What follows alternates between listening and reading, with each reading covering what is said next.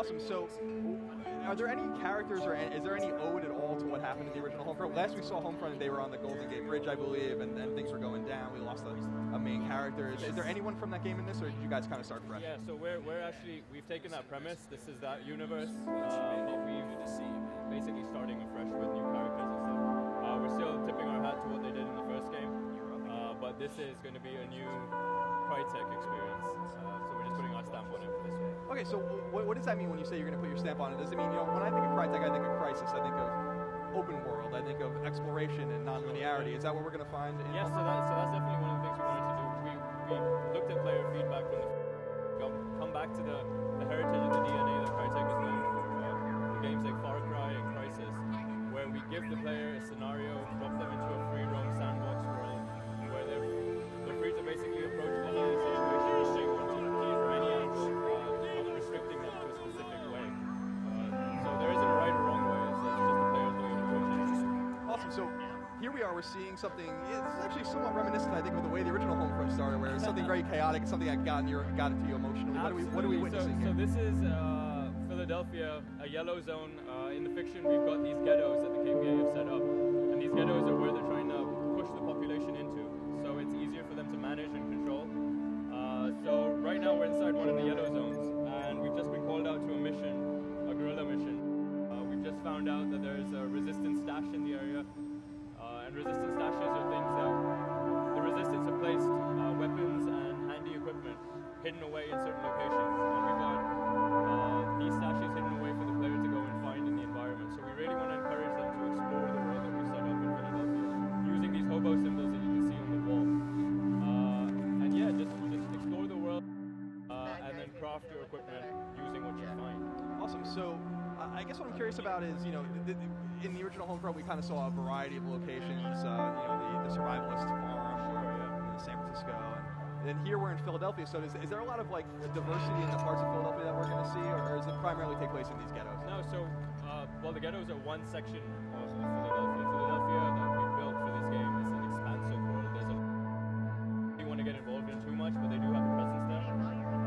That's a very expansive space. It's very different to the yellow zones. And then we've got the green zones, which are basically the iconic landmarks, the places that people are familiar with in Philadelphia. This is where the KPA have set up their headquarters, their residential areas, all of their opulent offices. So these are three distinct zones within Philadelphia, each within Philadelphia.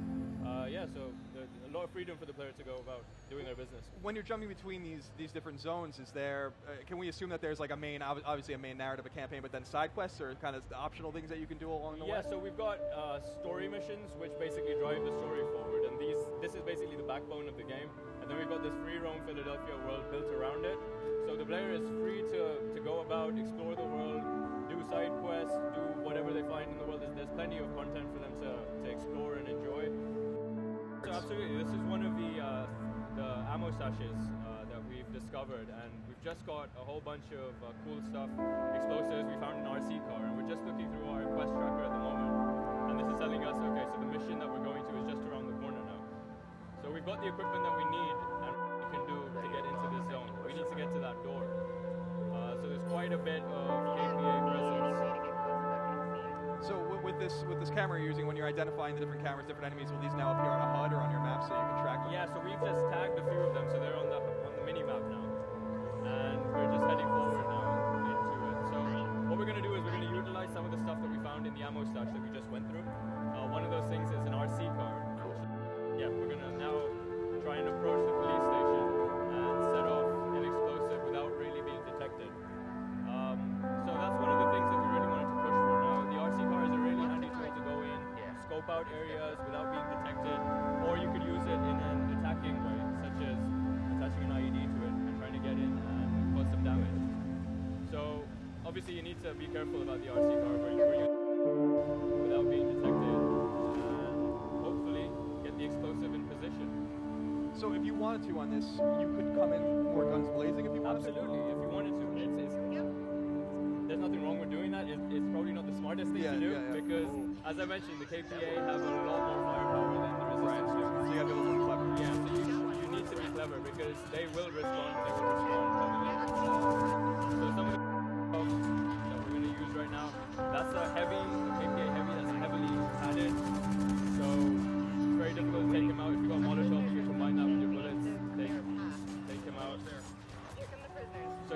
just managed to free the prisoners that we came here for.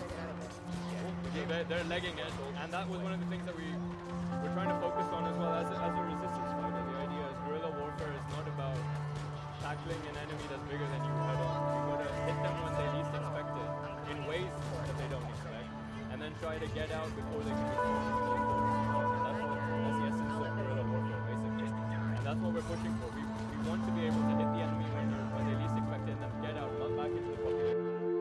A more vibrant revolution in that area? Yeah, so the idea is that we're trying to ignite a revolution in this highly oppressive Philadelphia. So everything that you do as a player in this world will influence the uprising. So as I said, we have districts all over Philadelphia, and this is an example of another one. So we've just come out into the red zone, which is one of the more bombed out areas. You'll see a lot of destroyed row houses. So the more uprising they do, whether that's destroying a camera with a brick, whether that's taking out a high-ranking KPA official, it all affects the world around them, and it all affects the inhabitants of this world. They will respond to the things that you're doing in this world.